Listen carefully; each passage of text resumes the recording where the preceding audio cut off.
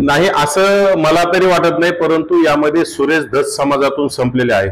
ज्याप्रमाणे मनोज जरांगे समाजातून संपल्याच्या नंतर कुठेतरी हॉस्पिटलमध्ये जाऊन वाकडं तिकडं पडायचं, माझ्या तब्येतीची काळजी, माझं काही खरं नाही म्हणायचं आणि सभेला गर्दी नाही दिसली की तिथं चक्कर येऊन पाडण्याचा सुरेश जरांगे जसा प्रयत्न करतात तसाच सुरेश धसांचा सुद्धा आता समाजातून संपल्यामुळं समाजाची सहानुभूती मिळवण्यासाठी अतिशय हा केविलवाना प्रयत्न आहे. कारण सुरेश धस डबल ढोलकी वाजवणारा माणूस आहे. इकडे समाजाला वेगळं बोलायचं, तिकडे धनंजय मुंडेला आतून जाऊन सेटिंग करायची. म्हणजे याला या दोघांनाही समाजाशी काही घेणं नाही. जरांगेचं तर धनंजय मुंडेच्या विरोधात बोलायचं आणि जरांगे धनंजय मुंडे आणि वाल्मिक कराडांना संध्याकाळी भेटतात, खोके घेतात. म्हणजे तुम्हाला त्यावेळी सगळं गोड वाटलं, परंतु समाजापुढे समाजाचे ढोलकं वाजायचं आणि अंधारातून तुम्ही खोके पेट्या घेण्याचं काम करता.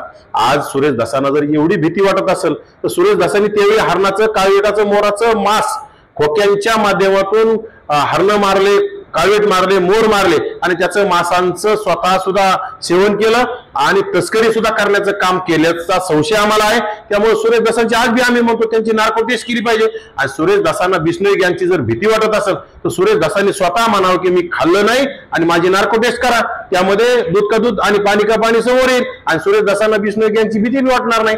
परंतु सुरेश धसांनी नक्कीच हरणाचं, काळवेटाचं, मोराचं मांस खाल्लेलं असेल म्हणून सुरेश धसांना बिश्नोई गँगची भीती वाटायला लागली असं मला वाटतं.